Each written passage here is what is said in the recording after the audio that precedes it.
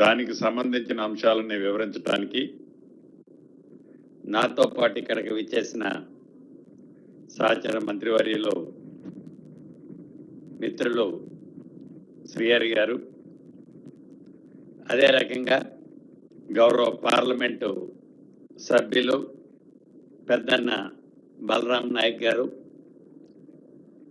ఈ కార్యక్రమంలో పాలు పంచుకుంటున్న మీడియా మిత్రులందరికీ మనస్ఫూర్తిగా హృదయపూర్వక నమస్కారం. ప్రధానంగా మొదటి నుంచి చెప్తున్నట్లు రైతును రాజు చేసే దాంట్లో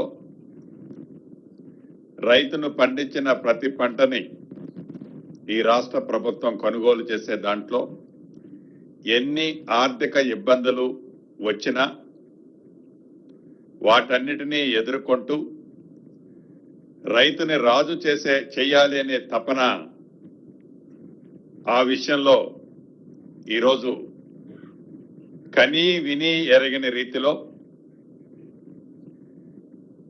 ఈ వర్షాకాలపు వరి పంట అద్భుతంగా దిగుబడి రాబోతుంది. సుమారుగా ప్రాథమిక అంచనాలను బట్టి 1.48 lakhs మెట్రిక్ టన్స్ ధాన్యం రైతన్నలు పండించారు. దీంట్లో ఇప్పటి వరకు దేశంలో ఉన్న ఏ రాష్ట్రంలో కూడా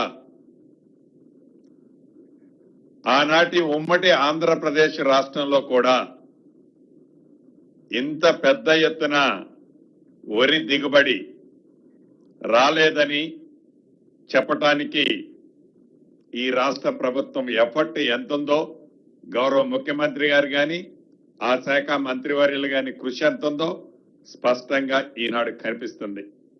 ఈ పండించిన పంట ఏదైతే ఉందో సుమారు ఈ సీజన్లో 80 లక్షల పైగా మెట్రిక్ టన్నులు ప్రొక్యూర్ చేసే పరిస్థితి కనిపిస్తుంది. ప్రొక్యూర్ చేయాల్సిన అవసరం రాబోతుంది.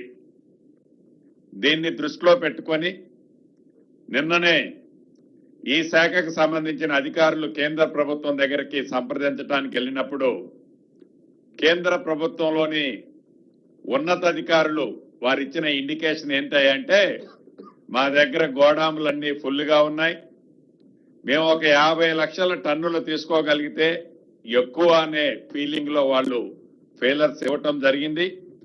కనీసం ఇంకొక 15-20 వేల టన్నులైనా అదనంగా తీసుకోవాలని మన అధికారులు వారిని అభ్యర్థించడం జరిగింది. బట్ ఏది ఏమైనా ఈ వర్షాకాలం ఏదైతే వరి రైతన్నలు పండించారో కేంద్ర ప్రభుత్వం సహకరించినా సహకరించకపోయినా ప్రతి గింజని ఇచ్చిన మాట ప్రకారం రైట్ టైంలో ఎక్కడా రైతన్నలకు ఇబ్బంది కలగకుండా ఉండే విధంగా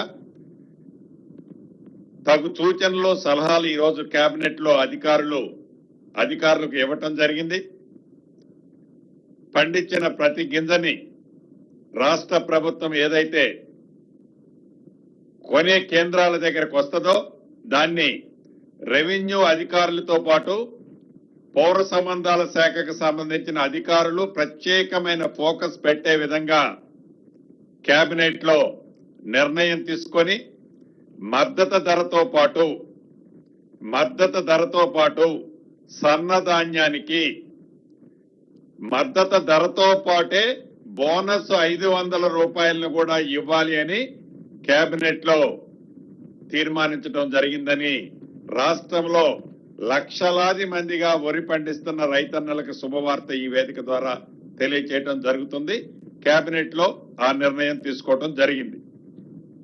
అదే రకంగా